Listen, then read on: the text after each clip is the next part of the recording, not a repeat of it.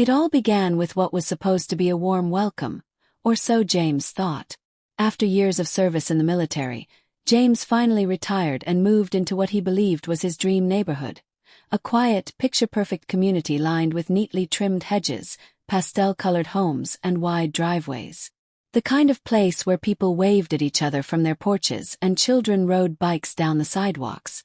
On his first day, a small envelope arrived in his mailbox, a welcome package from the HOA.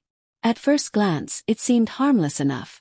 A glossy brochure with smiling stock photo families on the cover, a map of the community, and a list of neighborhood events. But as James flipped through the pages, the tone began to shift. The rules were endless.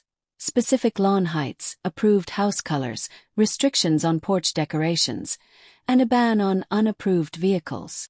But what really sent a chill down his spine was the last page, a single line printed in bold. Asterisk, failure to comply will result in fines. Asterisk, it wasn't a suggestion. It was a threat, masked beneath polite words. James chuckled at first. How strict could they really be? After all, this was his home now. He had fought for his country, worked hard his entire life, surely. He had earned the right to park his car in his own driveway or plant the flowers he liked in his garden.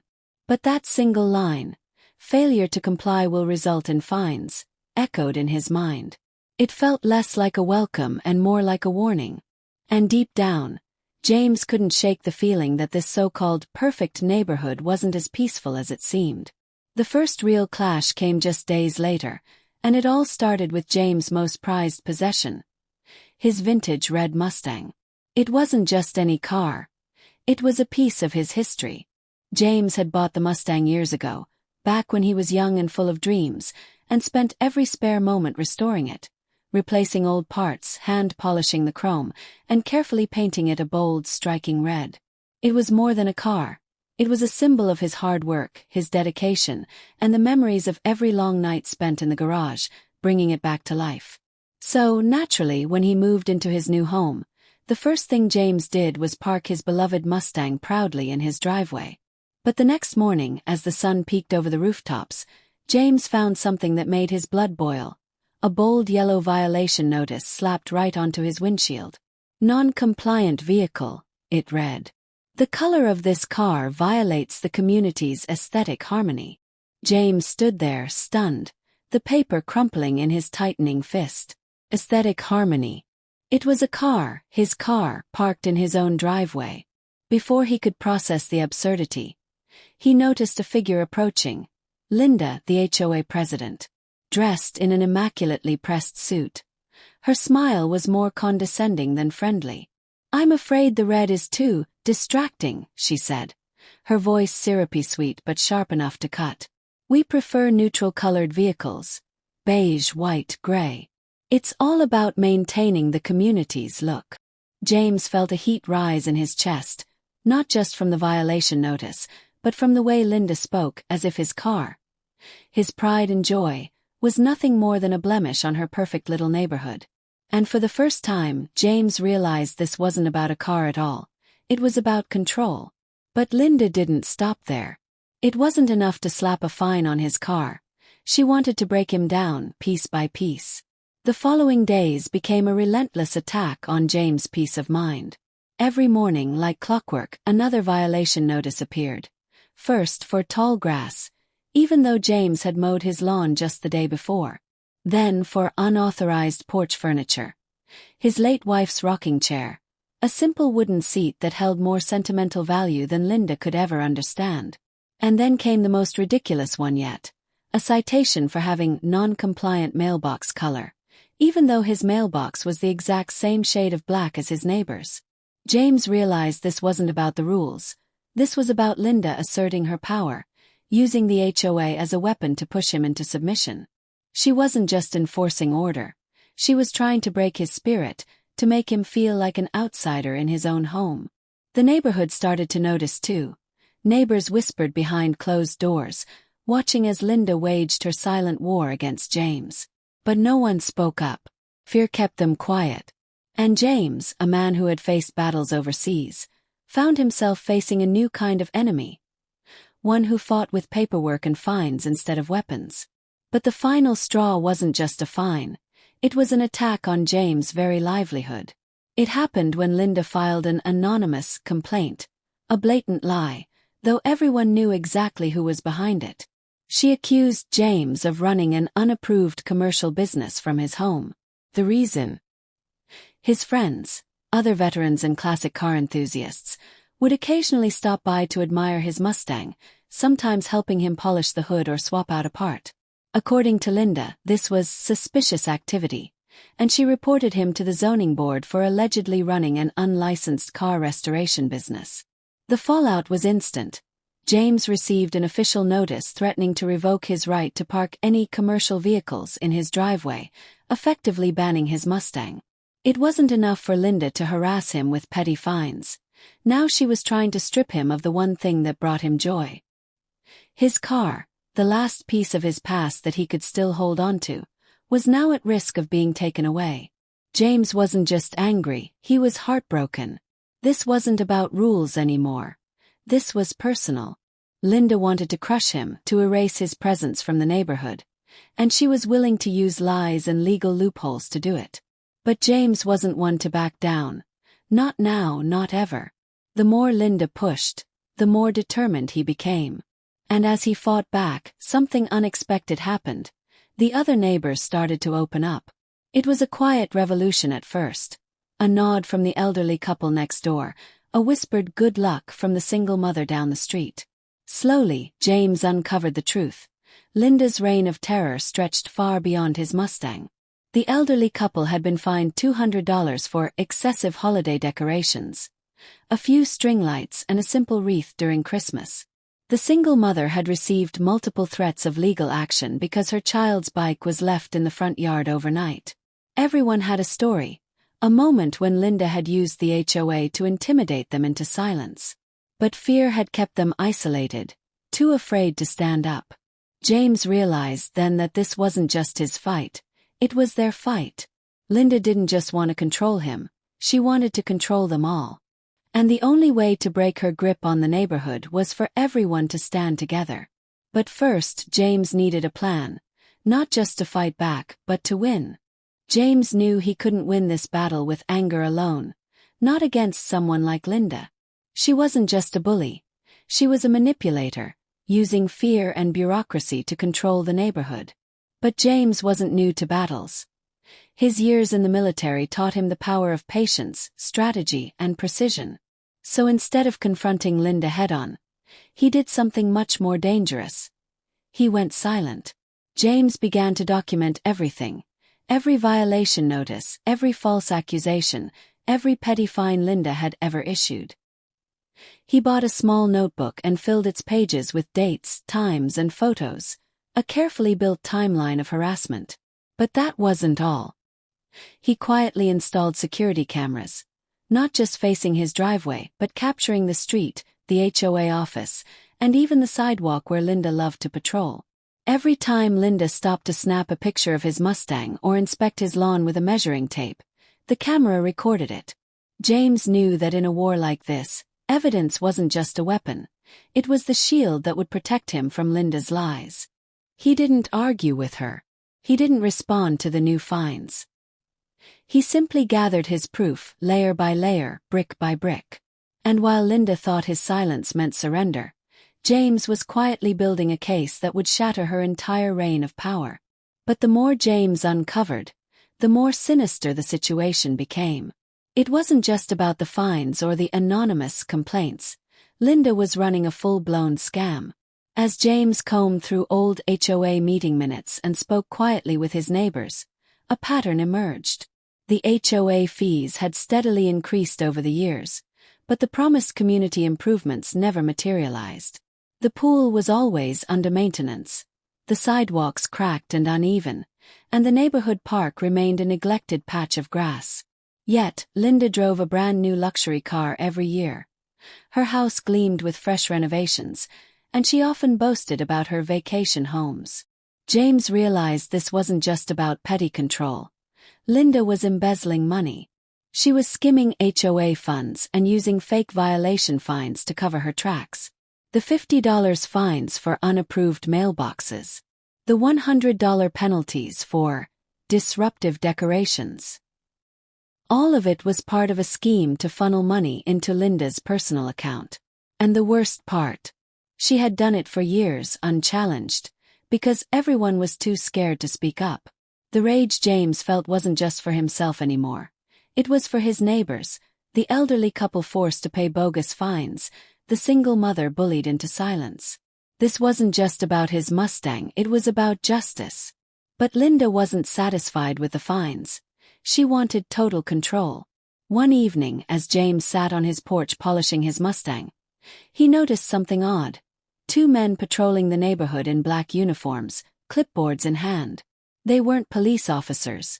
They were part of Linda's so-called private security force. James learned that Linda had hired these officers, unlicensed, untrained, and paid with HOA funds, to enforce her rules.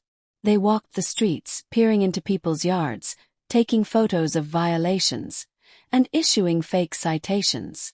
An elderly woman down the block was threatened with a $500 fine because her American flag was too large.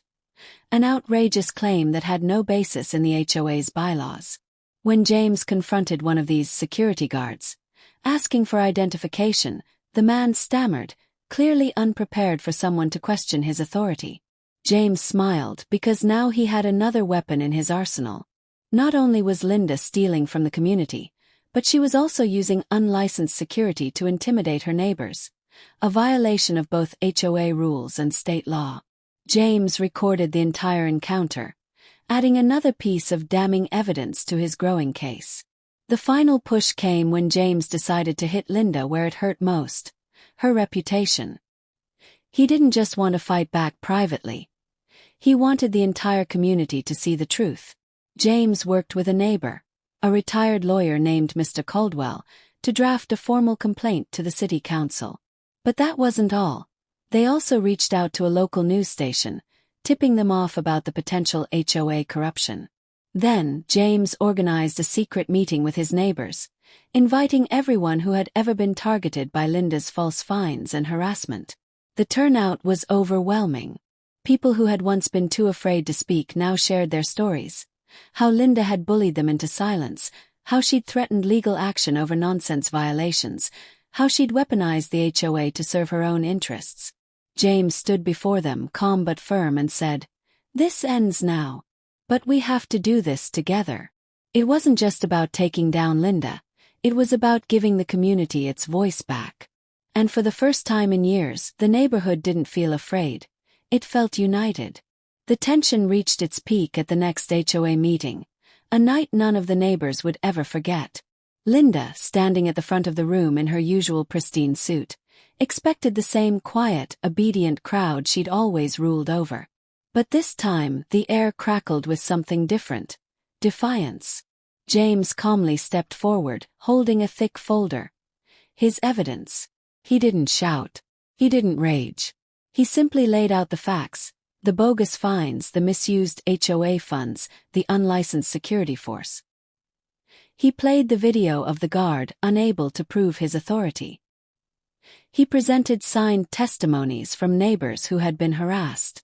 And finally, with a quiet, steady voice, James announced the formal complaint filed with the city council, along with a pending investigation into Linda's financial records. Gasps rippled through the crowd. Linda's face turned pale, her confident smile cracking for the first time. The neighbors, once too afraid to speak, now stared at her with something new in their eyes: anger. The meeting wasn't just a confrontation, it was a public reckoning. And for the first time in years, Linda wasn't the most powerful person in the room. James was. The silence in the room after James presented his evidence was deafening. Linda, once so smug and untouchable, now stood frozen at the front of the HOA meeting. Her usual air of superiority was gone, replaced by a flicker of panic. James didn't raise his voice. He didn't have to. The truth spoke louder than any threat ever could. The neighbors who once feared Linda now stared at her, not with submission but with fury. The elderly couple she fined for their holiday decorations sat in the front row, the single mother she threatened with legal action stood near the back, and person after person, all victims of Linda's tyranny, filled the room. But James wasn't done. He calmly handed copies of his evidence to every HOA board member. Proof of Linda's financial mismanagement, the unlicensed security force, and the fabricated violation fines she'd been using to line her own pockets. Then came the final blow, the formal complaint James and Mr. Caldwell had filed with the city council. Linda's face paled as James announced that an official audit of the HOA's funds was already underway. The room buzzed with whispers, and for the first time, Linda's iron grip on the community began to crumble. It wasn't just James fighting back, it was everyone. She no longer held the power, because the people she once bullied were finally standing together. But Linda wasn't going down without a fight. Desperation makes tyrants reckless, and Linda was no exception. In a last-ditch effort to regain control, she called for an emergency vote right then and there, attempting to pass a new rule banning non-compliant vehicles from the neighborhood. It was a direct attack on James' Mustang, one final attempt to punish him for daring to defy her. But James was ready.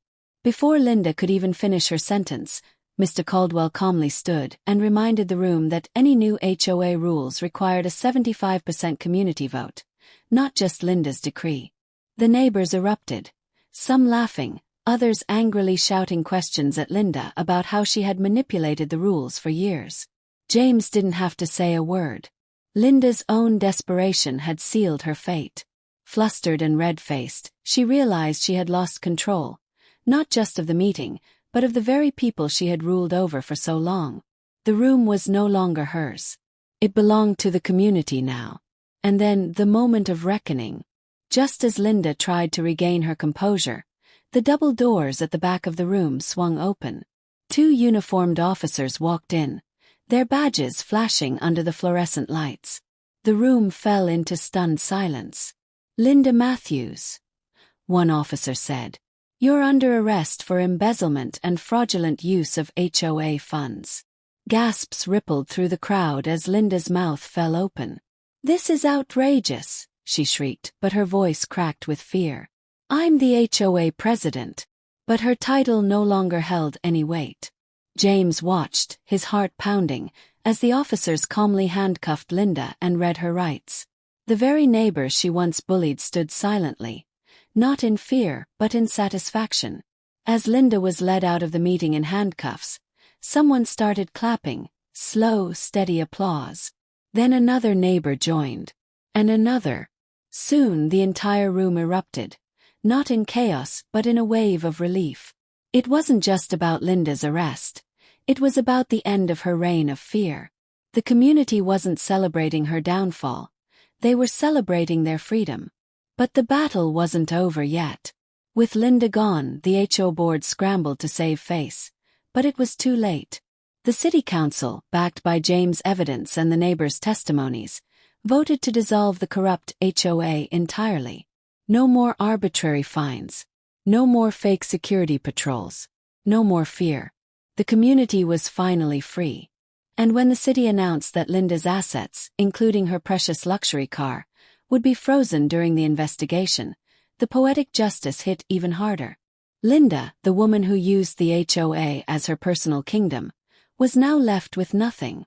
Her frozen accounts meant she couldn't pay her mortgage. And within months, her house, once the centerpiece of her so-called perfect neighborhood, was foreclosed. The same neighbors Linda tormented now watched as moving trucks hauled away her designer furniture, her overpriced decor, and every last trace of her control. Linda wasn't just removed from power. She was removed from the very community she once ruled. And then came James' final act of defiance, not with words but with action. To celebrate the end of Linda's regime, James organized a classic car parade through the neighborhood. It wasn't just about his red Mustang. It was about reclaiming their freedom. Dozens of neighbors joined in, proudly parking their non-compliant vehicles in their driveways. Vintage trucks, bold-colored cars, and everything Linda once deemed unacceptable. The street was alive with laughter, music, and the roar of engines, a symbol of their new beginning. James parked his Mustang front and center, right in his driveway, the same spot Linda once tried to ban it from. Only this time there were no violation notices. No threats. Just a man standing tall beside his car, surrounded by neighbors who were no longer afraid. What once was a symbol of Linda's control, the red Mustang she so despised, was now a symbol of victory. In the end, James didn't just win the battle against Linda. He won something far more important. He gave his community its voice back. The people who once whispered behind closed doors now spoke openly, unafraid. The elderly couple put their holiday decorations back up without fear of a fine. The single mother's child rode his bike freely without the threat of legal action. And James. He finally found peace, not just for himself, but for the neighborhood he now called home. As he leaned against his Mustang, watching the last of the classic cars roll by, he realized something powerful. Bullies only have power when good people stay silent. But when a community stands together, fear loses its grip.